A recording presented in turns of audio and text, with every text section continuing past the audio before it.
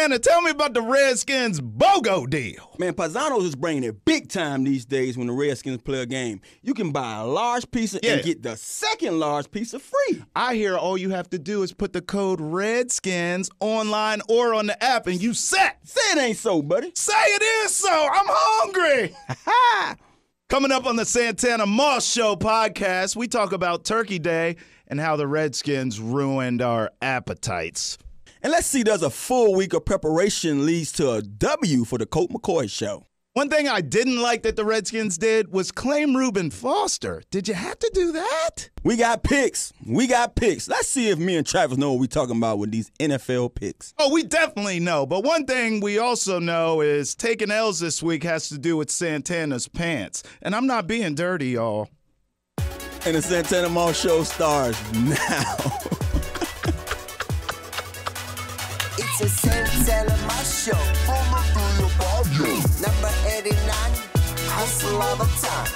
Travis on the right, hot mic on the left. Every single week, it's a lyrical fact.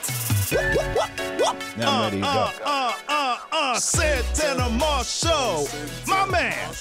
What's happening, brother? I'm here. Santana Moss Show podcast. Santana Moss. Arrived. Travis Thomas. He is in the building. Man, Thanksgiving week is behind us. Yeah. I had a good time, though, man. I ain't gonna lie. How was your Thanksgiving? You know me, very eventful. Was pulled here and there all across the world, but it was a good one. For starters, I enjoyed the week. I participated in this event called Feast of Sharing. I think it was held with. It was hosted by Safeway. It was crazy because I did the appearance for the Washington Redskins. They have a partnership with Safeway. And I had an appearance that day later with my 89 Ways to Give with Salvation Army. Two separate events? Two separate events. Didn't know it was at the same location. What? So the Feast of Sharing was a part. You know, the Salvation Army was teaming up with Safeway and many other vendors to give out, meals to, folks for the holidays. I think it was over, I don't want to be quoted wrong, 500 plus people they gave out meals to. And it also had clothes giveaway, jacket giveaway, coat giveaway, you name it. But so I participated earlier that day with the Redskins on behalf of the Redskins and Safeway, and then later on that day, like 30 minutes later, after I was supposed to have left, come back with my foundation and teaming up with Salvation Army. So it was good. It was good being there and being a part of that event. One of the things that through my foundation I want to do a lot of is just giving, serving the community. Absolutely. I believe in serving the community. I believe in doing what I can for the people that's in need. I appreciated meeting so many people. I was able to take some pictures with Durant mom. She's always everywhere. Wanda. Well-spoken. Shout out Christian to Wanda. woman. She's awesome. No doubt. You name it. A lot of other members of the community, radio stations. Just the fans alone, man, that was there. The people that we was giving our food to. They wanted to take pictures because they knew who me and Gary Clark were. And you got to think, Gary Clark won 2 Super Bowl rings here. We had him on the show last, and they just loved us, man. The Washington Redskins get so much love in this community. Yes, they do. So I appreciate that event. And I also was I had a guest appearance, a speaking engagement at the Mather High. Yo, I heard, dog. Yeah. So I got a text from a few people during. They were like, yo, Tana's here killing it. Wow. And I just wrote back, that's my dog. It was dope, man. It was dope. I didn't know what to expect. Someone asked me from NBC, like, hey, do you want to be a part of this event? We had numerous people do this, LeVar Arrington, you name it, from all the guests that they were sharing with me. And I'm like, hey, if I'm available, I would do it. And I was available. And it's crazy because I always ask first. The first thing I ask anyone when I'm doing something, how's the dress code? Sure. You know me, I don't like to get suited and booted. And they was like, oh, coat and pants. So I'm like, well, coat and pants, that's like put on a suit. Suited and booted, so right. I come with a suit on, and I get know. there, and everybody in jeans and polo shirts and long sleeve shirts. I'm like, nah, here I am, overdressed. But to be honest with you, man, I enjoyed it. It was the Mather Alumni Night. I think they do it every year around Thanksgiving, the eve of Thanksgiving, and they just, all the guys who played there, the alumni, probably even boosters. It was a packed house of men and just everyone who was a part of that, that organization, that school, that staff. To talking football, talking, I guess upcoming sports for them and upcoming things they have going on. And then they got a chance to listen to me and some of my stories. So it was a nice night, and I enjoyed it. And to not be too long-winded with Thanksgiving, I got a chance to share Thanksgiving with my oldest son and my nephew, who I take care of, Austin and Lil Tan. They was the only one came up from my family. Everyone else stayed back in Miami. And it was good being in the house with the boys, being in the house with the fellas. Just the fellas. One of the things I take pride in nowadays, being that I'm away from everybody, is, when I get a chance to get a little QT with any one of them, my kids, I appreciate it a little more. And to have Lil Tan back, because he was just here last year going to school up here. Yeah, that's right. He just graduated, right? Yeah, Stonebridge. And now he's back in Miami, going to college. To have him back in the house, I took him out for the first time. Like out? He's 18. And I said, hey, you know what? If you're going to get this experience, get it with daddy. Get it with papa. And I took him out for the first time. He handled himself like a man. I said, that's me. That's me. Because it wasn't too big for him. Right. But I just enjoyed the whole weekend with him, man. It was a nice Thanksgiving, and I was just doing what I normally do the best. Wow. This is the life of Santana Moss, international man of mystery. He gets to hang with his boys for Thanksgiving, take the Utes out, show them a good time. He goes to DeMatha, gives a powerful speech, suited and booted, looking clean. Then he's giving out turkeys like Nino Brown. I mean, you are the man. Huh? I had a good one, man. Mine was a beautiful thing. I was with family, all the food, everything was jumping off, and I was hyped up for the Redskin game. And then the Redskin game happened. Dun, dun, dun. I got to tell you, I have never needed Lil beat your ass more than I do. Yeah. After that Turkey Day performance by the Redskins. If you can lose to anybody else in the world, but you lose to the Cowboys on that stage in that way, Tana, they ripped my heart out, man. Mm-hmm. Messed up all my food I ate. That was a tough one to take, man. Tough one to swallow. Ah. You probably had all that turkey beforehand, and then you had to deal with that turkey they gave you. Yeah, man, they gave me all kinds of jive turkey they gave me. I mean, Tana, what the hell went wrong? Zeke Elliott ran the ball. I think Amari Cooper's still running for a touchdown right now as we speak. Dak looked like Troy Aikman. What happened? One of the things I say when I watched that game, and trust me, I came into the game with the same perspective as I had before. Show me, that's been my that's been my quote the whole year for these guys, because I can't speak for you. No one in this media world can speak for you, regardless of what we say negatively or positive. You have to show us at the end of the day, prove us wrong or right. And coming to that game, I was already on a little iffy, about what can happen. One, because I knew this is Colt first start. Right. He didn't have a lot of time to prepare. Someone asked me earlier that day of the game, Tanner, how you feel about your skins. Right. A lot of fans reach out to me, whether it's Instagram, whether it's some people that I have that have my number. They're betting guys, and some of them just, have fantasy guys. Like, what do you feel about this? And I'm like, I gave my guys, truth answer. I'm like, I think that they can win. They have a good enough team to win. I said, let's see what kind of Colt we get. I said, I know Colt can run that offense in and out. He can go out there and score. It's just, will he get antsy and try to do too much at times? Yeah. And, the credit to Colt, I don't feel like he showed me that game. I just felt that the preparation part wasn't on his side when it come down to just knowing everything he needs to know about the receivers and different routes at different situations of the game. And when you look at that whole outcome of the game, with 3 interceptions and you still had a chance to win this game. No doubt. That goes to show you how valuable turnovers are, and being on the opposite side of the plus side when it comes to turnovers. For the last umpteen weeks, the Redskins have been plus, I don't know the number, but they've been up when it comes to the turnover margin. And this is the first week that they was on the negative side of it, and it cost them an L. And they was just inches away of still winning this game after 2 turnovers, and he ended up throwing his third one to get them out of, the chance of even, closing it. And Dallas playing their best. That's the best I've seen Dallas play, and they were still in the game. All our best. If you look at that whole game, the entirety of that game came down to 2 plays. Right. A 40-yarder and a 90-yarder? Yeah. So 2 plays was the deciding factor of that game. And the Redskins threw 3 turnovers, 3 interceptions, and lost by 8 points. So you tell me how good this Redskin team could really be. You know what I'm saying? So that lets you know now. And also on the flip side of giving up 400-something plus yards again on the defensive side. Oh, God. So with all that said and done, it shows you that this team is really good. They have so much potential. The potential is there. Now you have to turn that potential into wins. You know, you can't just have the potential to win. You have to win. And I think with all that said and done, it was a great learning, experience for the whole team, because regardless of the matter, you guys had a short week. Probably didn't practice as much.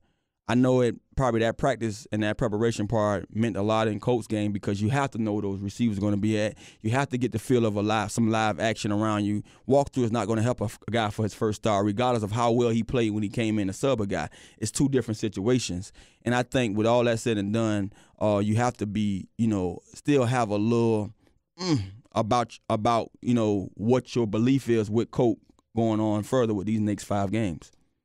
This is why you hand-selected me to host this show, because of comments like this I'm about to make. I am the voice of the fan, Santana Moss. Yeah. As you sit there and you describe, hey, the Redskins were still in the game, but the Cowboys made 2 splash plays that broke the game open and won the game ultimately for them. That is exactly what the Redskins are missing now. That is what a Santana Moss brought to the table for so many years with this team. Because I feel like we are lacking that one player that can take over a game, that can make a couple splash plays here or there and turn the whole tables of a ball game. Now, with that being said, you're right. They had the short week to get ready for Dallas, right? Now they've had all the time in the world and then some to get ready for the Eagles on Monday night in Philly. How do you see that playing out? Because Philly's playing pretty good right now. One of the things I can say, man, it's always going to be tough. Any divisional game is going to be tough, regardless of the records. I've said this before, so it's not something that you're hearing for the first time. And it's prime time. You know our records in prime time. Our history in prime time. 2-13. The one thing I can say that on Monday night, you have so much riding on where we stand right now. You've already missed out on holding on to a great situation. As a Redskin, we've seen this team in this situation numerous times, and it always ended up to where they're at right now. You was 2 games ahead of mostly everybody in this division. Sure was. And now you're sitting there tied with the Cowboys, and they have an inch or a nod ahead of you for first place. Eagles a game back. It's no excuses right now. Yep. You either win or see your behind watching these guys or whoever in this division in the postseason. And I just feel that it's no room to sit here and weep about where these guys have been going for the last few years. When it comes to the defense side, you've been playing great football the entire year. Now all of a sudden you can't stop the run, which we was doing well. We stopped some of the best runners, and now you're letting anybody go out here and run the ball up on you. You know what I'm saying? So it's no excuses. It seemed like we brought in Clinton-Dix, and he was supposed to be, okay, we're going to seal this back end area up on the safety side. And now I haven't seen or heard much from Swearinger. You know what I'm saying? And I feel like, to me, I'm just going on a limb saying this because I feel like it's something that should be said. Something about that pickup has taken a little out of Swearinger's game. Tell me if I'm right or wrong. Now, Swearinger, me knowing him, me knowing the way these guys play, both of them are great talents. But to me, it might not be best to have both of them because something has been taken away. Haven't heard Swearinger's name. When you watch the games, he's showing up. He's making his PBUs. He's on the ball. But it was something that he was doing earlier in this year when he had a chance to play both strong and free that gave us that little what we needed on the defensive side. So I don't know. But with all that said and done, man, when you play in divisional football, anyone can win. And the Eagles, they won a championship last year. Do they look like that team this year? No. But they still capable of beating you behind and embarrassing you, if you go out there and play the way you played on Thanksgiving. So I think these guys have to put whatever behind them. Every week is a new week. Every time you get a chance to prepare is a new week of preparation. Put all that stuff behind you. And all that stuff that was going on this week with Swearinger calling people out, so they say, it wasn't about the coaches, it's about the players. Hey, this guy's not talking just to talk. At the end of the day, he takes pride in what he does. The one thing that stood out to me the most, what I heard him say was certain guys prepare differently. Certain guys take initiative to what's being said by a coach at all times. Certain guys don't. I was that guy. So I feel Swearinger. I was that guy and walked through. I was zoned in. Right. I made sure I was there. I made sure I wasn't giggling, joking around. Yep. I was prepared because at the end of the day, when this walkthrough done, now we can go pull a leg and do all that other crap. You know what I'm saying? And I know I've been in those locker rooms. I've been on that field. Not saying with the guys that's there now, but it's all over the league. I'm pretty sure it's not just going on with the Redskins. There's guys all through this league that need supervision, that need chaperones, that need someone to tell them how to do their job. So I'm pretty sure Swearinger is not speaking just to speak. He's speaking from what he knows, the experience of seeing these guys do it time and time again, and then finding ourselves in a losing column and people wondering why. Yeah, that's interesting what you say about Ha and DJ Swearinger. I wonder how much of it is because Ha is so new that they just haven't had a chance to gel yet, maybe. No doubt. And then, boy, what we could see as the season goes on and they figure it out, they get some chemistry, or even next season, assuming we can retain the services of a Ha Clinton-Dix. But I want to get to this. Look, since 2009, Tana, the Redskins are 2-13 on Monday Night Football. So my concern is Philly's playing well now. They can smell a shot at winning this division after many people left them for dead, quite frankly. And just a few weeks ago, actually, once they got beat down by the Saints, people were like, oh, they're finished. Yeah. I heard people say it. I was like, slow down on that because the NFC East is still wide open. So they can smell that. The game's in Philly. It's Monday night where you're 2-13, for God's sakes.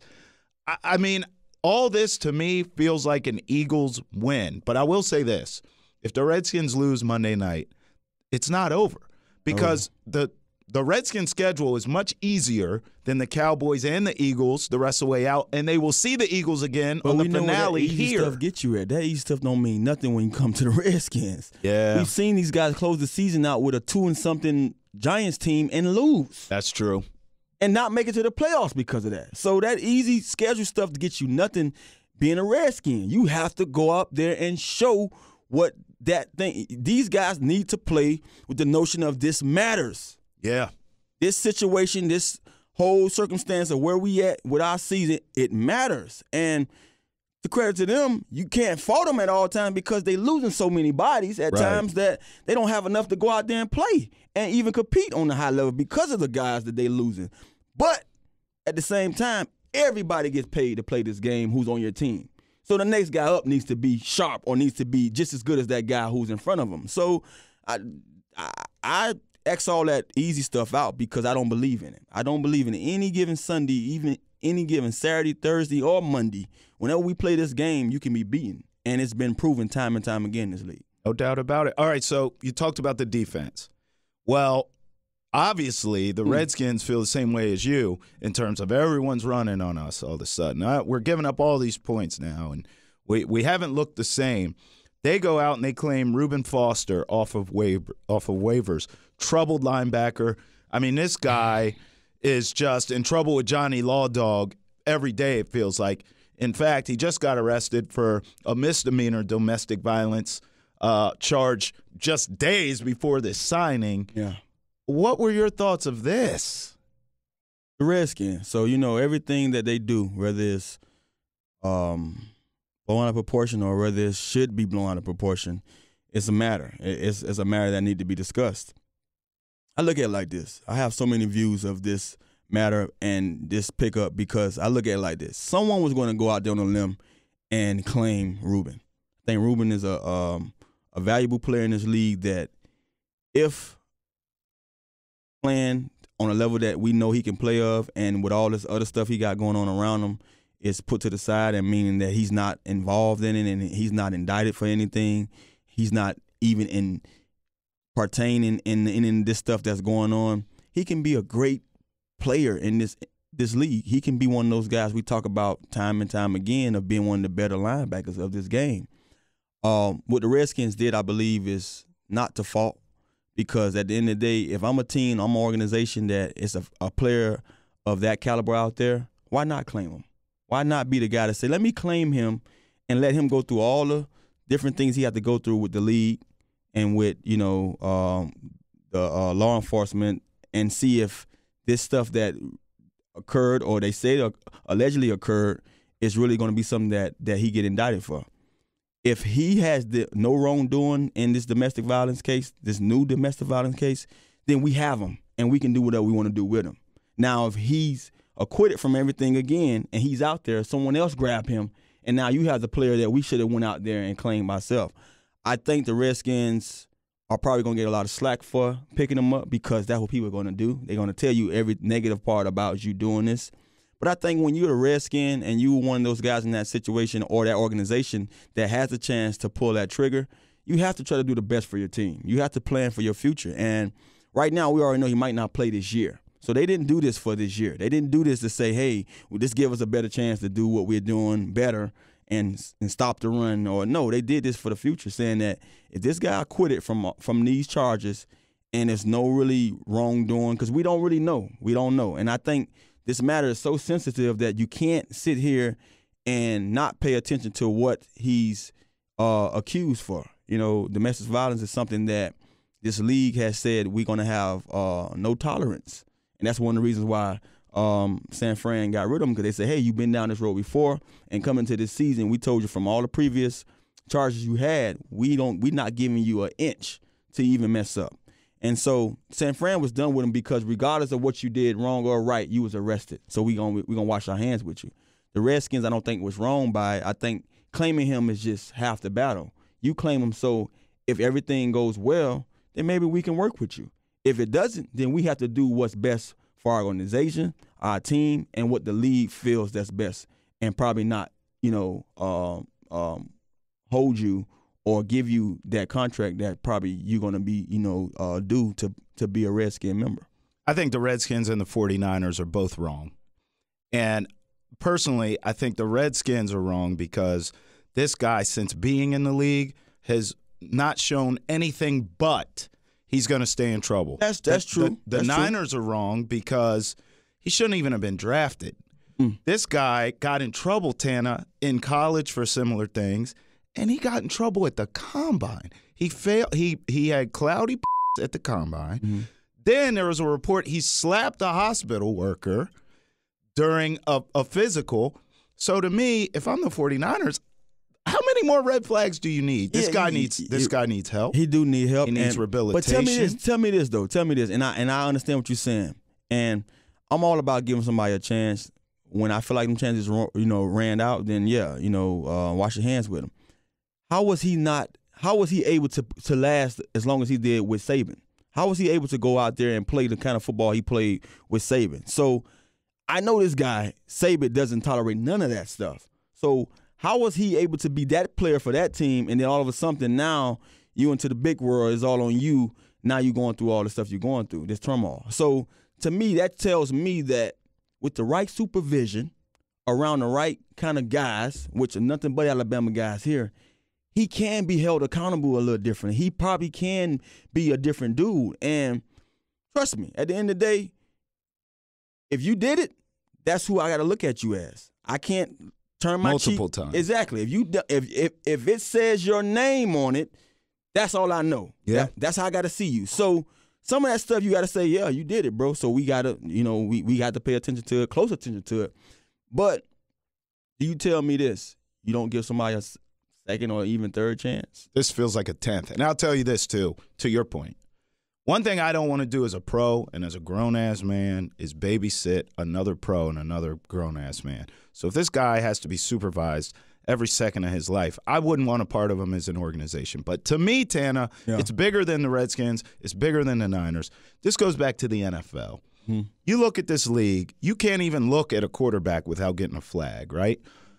They talk about helmet-to-helmet hits and all that. That's not true because we watched Jordan Reed get hit in his face, helmet-to-helmet, on the biggest stage on Thanksgiving. It just depends on what team you are. Well, they didn't throw a flag, right? So to me, it's about quarterbacks and the stars of the game. They want to protect them because it affects the bottom line. Colin Kaepernick has been blacklisted from this league because of a peaceful protest because he affects the bottom line. So to me, the hypocrisy in which the NFL operates, picks and chooses who's wrong, who's right, is disgusting because it all leads back to money. And it's a joke, their viewpoints on domestic violence. It is an absolute joke. So for me, it's bigger than the Redskins, 49ers, or any other team that has a woman beater on their team. This is a league-wide issue, and it disgusts me, and it needs to change. The issue is Roger Goodell is judge, jury, and executioner, so no one's going to check his ass the way they should. So instead of, just doing what affects the bottom line, how about, I don't know, for once in your life, NFL, do something that's right for a change. With that being said, let's get into the picks for this week's games, Tana, man. Let's start with Lamar Jackson, rookie quarterback, balling out for the Ravens. He's going on the road now to ATL. Their season's over, right? Who do you like in this game, Ravens or Falcons in Hotlanta?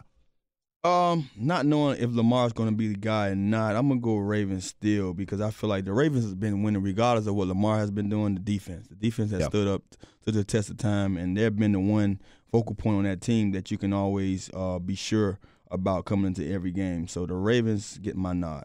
I absolutely think Lamar's going to be the guy for the rest of the way. I think the Joe Flacco era is over. Ooh. I'm going to take Atlanta at home, though. I think the young boy still has to learn how to win on the road in this league. That's a tough thing. As you know, it takes a while. I do like them for the future, but for this week, I'm going to go with Atlanta. All right, Cam has got to get back on track. Panthers at the Bucks. Who do you like? Cam Gotta go has Cam. to. If it's any game that he can get back on track, he's going against the Bucks. And trust me, they won out there the other night and won. And you can see that Winston felt very good. He praised God and everybody else, but hey, ain't gonna get you this one, man. So Cam win that one. I'm with you with Cam on that. Okay, Bears at Giants. Bears are new kids on the block right now. I say Bears because I don't want the Giants to win anyway. Now the Giants are playing pretty much. Playing some pretty good football. They should have beat Philly. Easily should have won that game against Philly. I think that's the game. That was a bookie game. That was a game that the bookie shows you, man, that if you pick the Giants, they're gonna show you how they can turn that game around. So that was an easy win. I actually lost in a bet. I actually bet on that game. But I think the Bears have what it takes to beat them. Shout-outs to the bookies out there. I've been slaying you this season. What? Bills at Dolphins. Who you like? Bills at Dolphins. That could be tricky. The Dolphins has been playing okay football. The Bills have found their way to win when need be. They're playing in Miami. Pretty sure they'll be grateful for getting away from the cold. It can go both ways, man. But I'm going to say Bills. I'm going to say Bills because their defense, to me, probably top 5 this year. All right, well, listen, they both suck, so just to be different, I'll go Dolphins. Colts at Jags, who you like? Colts at Jags. Colts been on a Colts high, are man. real. I don't see them getting off this high right now. Luck is playing outstanding football. The coach has been, I think everything for them. It makes you scratch your head and ponder like, the Eagles have took a loss for real because they lost their coach and he's found a way over there in Indy. So Frank is doing his thing, man. I take the Colts on that one. Yeah, I'm going Colts, and I got to tell you, I think they're going to get that wild card, and they're going to be dangerous in the playoffs. I could see the Colts upsetting somebody. They could go into a Kansas City and win a game. Browns at Texans. Browns at Texans. I got to go Texans. Browns is playing good football. Love Greg Williams, but Texans, man, those guys, man, Hopkins, Watson, Watt, Clowney, you name it. Should I say any more? Those guys are playing some great football. Honey Badger. They nice, bro. Thomas, he's 2 touchdowns the other night. Oh, man, those guys are playing phenomenal football, man. And just to think, man, the Redskins was in that game against them, man. So I go Texans, man. They're a pretty good team. Is it Mercedes or is it Mercedes? Is it Merciless? Merciless. I think it's Merciless. Mercedes. Not Whatever. Mercedes. I we know call that you much. what you want. We call you what we want to call you. Shout-outs to the Texans doing their thing. Broncos at Bengals. Who you like? Broncos at Bengals. Bengals are done, bro. Bengals have fell off the cliff. They're done. I'm going to say Broncos, man. Same. They're finished. Andy Dalton's out for the year, too. Rams at Lions. I even say Rams. Cardinals at Packers. I just don't see Rodgers can't be – the Packers can't be that bad, man. Yes, they are. Aaron Rodgers, man. They are bad. I'm going to go with the Packers, though. You're not that bad. I don't believe it. I'm going Aaron in Lambeau. Chiefs at Raiders. Skip. Chiefs. Jets at Titans. Titans can go up and down. They want to be talked about. They start losing. They go out there and beat the New England Patriots, and then they lose to the Texans. I don't know what Titans team we're gonna get, but I go with the Titans. I agree. Niners at Seahawks. Seahawks. Seahawks are the dark horse, right? Do not want to see these guys. Yeah, bro. Legion of Boom, who? They don't need them. They find a way to win games. Yeah, bro. Pete Carroll, man. Honestly, I said this on my radio show on 106.7 The Fan. I said, to me, Pete Carroll and Russell Wilson are the NFC version of Brady Belichick. No doubt. Because they take pieces, they interchange, and those two together still win. How valuable those two are together. Crazy. Yeah. Sunday night, I love this one. It got flexed. Hit them with the flex. Chargers at Steelers, bro. That's a playoff game, dog. Playoff game. Those boys from Cali coming to the Steel City. Mm-hmm. It's going to be chilly. Be a little nip out there. Roethlisberger, them just laid an egg, man. Lost to Denver. They need one. Chargers is riding high. Melvin Gordon's banged up. Gordon is banged up, and that's the deciding factor. That's me too. I think Steelers win that game because of Gordon down. I'm with you, bro. In fact, I think this has a potential to be game of the year. The way that the Rams Chiefs were on Monday night, I think Rivers and Ben about to be slanging that thing, dog. Yeah. I really do. Yeah, I like what I'm seeing from JuJu, man. And I mean, just knowing that he has the number one guy on the other side, he's taking full advantage of that opportunity to be that guy, be that sidekick. He's a true Robin. You know what I mean? You're right. If you ever looked at a guy in this league and say, man, who's a Robin to a Batman? JuJu has stepped up this year and showed guys that, hey, and it's crazy because you can look at his game and see his numbers, stats wise, fantasy wise, and be like, oh, I want him to be a starter, be a number one receiver somewhere else. It doesn't work that way. That's right. You know, the reason why he's able to do what he do, one, because of Ben. Ben is giving both of those guys so many fruits, because I've always been wanting to be a part of something like that where I have a quarterback that can give me all those fruits that those guys are getting. But having an AB on the other side of you, man, those doors will open wide, and he's taking full advantage. So I tip my hat off to JuJu. Oh, I said JuJu. He meant JuJu on that beat. Hey, JuJu on that beat. Hey, JuJu on that JuJu. Hey, Tanner, taking L's this week is a little interesting. Would you like to let the people at home know what happened earlier in the studio when you arrived, and there were some questions about a garment that you had in your possession? Bongo. So taking L's, man. You know, we talk about taking L's. Taking L's come from we talk about many things, man. But I'm backpacking it today. Yes, you are. I flew in from Miami. I spent the weekend in Miami, and I came in knowing that I had to work. So on my flight here, I had clothes that, hey, you know, I'm gonna go in and shoot my show with Portis. From there, I'm gonna go home and pick up some things if need be and come here and do my podcast. But I didn't get a chance to go home. So I'm like, oh, you know what? I got a couple of, you know, we call them sweaters. I got a couple of sweaters and things up in my bag that I can, you know, put on because I didn't use when I was in Miami. I had some jeans and I had a shirt. I know I got to put on a Redskins shirt for this next gig after this podcast. And my jeans just, I don't know. I don't know what happened to them. Had a couple of scuff marks here and there, and I'm sitting there, I'm blaming on my shoes and blaming on everything else. But to be honest with you, I just got to take that L, man. You know, you got to take that L. I tried to get a wipe. The wipe ain't do nothing but leave residue. Nah, it was terrible. I got a cloth, and it still wouldn't come off. So I don't know what happened to my jeans. Yeah. I'm going to blame it on the bag. Yeah. Something in that bag spilled. Who knows? But I got to take an L. And just to think, I have to leave here to go down the street to the polo store, because we in Georgetown. They have a nice polo store down there. I've shopped there plenty of times. I'm going to grab me a pair of jeans and make this thing look like, you know, I didn't have to take this L. Yeah. But right now, you're taking that L right now. Sitting here pondering about what I have to do next before I go to the next gig. Yeah. It's an L taking. You taking that L. Let me translate for everybody at home. Tanner's jeans was dusty as hell. You remember when Trick Daddy said, are those Bugle Boy jeans you're wearing? He said, hell no, bitch, you know they polo. My polo jeans ain't looking so well, man. I can't claim that, man. Oh, my God. Santana Mall Show podcast. It's a wrap. Thank y'all for rolling with us. We getting a lot of love out here, too, on this podcast. We appreciate y'all. But sharing is caring. If you love the show, spread it. Yes. You know? Yes. Get people involved with the movement.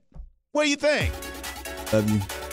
Amen. Till next time. Santana Moss Show podcast. It's a Riz app. Holla. It's a Santana Moss Show. Number 89, hustle all the time.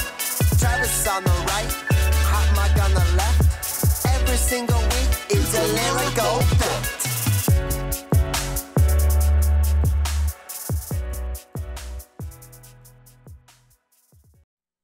Coming up on the Santana Moss Show.